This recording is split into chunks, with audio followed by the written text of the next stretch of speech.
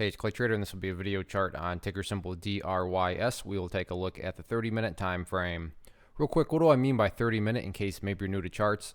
Instead of each one of these candlesticks here representing 1 day's worth of price action, which is what you would normally see, each one represents 30 minutes. So while this here may look like several days worth of time, it's actually just today's price action broken down into 30-minute time slices.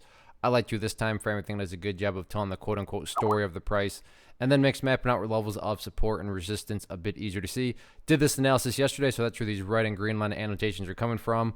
And a very nice day here today. The price not only made the gap up, so I mean it closed here, it gapped up here, and the important thing was it actually maintained the gains. And if you've traded long enough, then you've seen a stock where it gaps up, and then after the gap up, it just drifts right back downwards. So while I realize, this sideways price action isn't the most exciting thing, within the context of things, you got to give credit where credit's due. I'm sure I can speak for everybody that's, bullish here that, going sideways like this, although boring, is much better than seeing the price, drift back to, where the gap all started. So from that perspective, nice sign of strength on the bulls part. Now, before I go any further, I'm going to do a little house cleaning here, get rid of these lines there and there. Yes, these lines still do pertain to the chart, but in the spirit of, from a presentation standpoint and of not wanting a million lines everywhere that can cause clutter and confusion, just want to try to keep this as clean as possible, which brings about the newest update.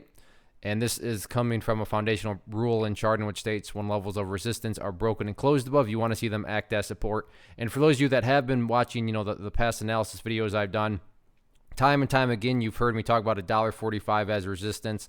So now that the price is above it, that is, certainly the ideal level of support that you want to see the price hang above. If it doesn't, not the end of the world. You still do have the 50 period now, which is starting to get an upward slope to it. So that's another nice thing there. Preferably speaking, again, price staying above $1.45 would be best case. If that doesn't hold, then yeah, you want to see it stay up above that purple line there. In regards to levels of resistance, now it's all about the pink line up there, which is the famous 200 period simple moving average. So, by no means am I saying the price has to break through it tomorrow or by the end of the week or anything like that. I'm just saying from the technical perspective, next key hurdle for the bulls is going to be, again, that pink line, 200 period simple moving average. So very nice day today. We'll see if the bulls can just keep on building these higher lows. One of the most popular questions I get is, hey, Clay, how do you find the stocks that you trade? So what I've done is put together this free resource guide where I talk about the tools that I use to locate stocks that I find interesting and think may have potential. So if that sounds like something that could add value to you as a trader, then by all means, click right there to get access to the guide. The guide itself is very short and to the point, and like I say, it is free. Thanks for watching. Have a good one.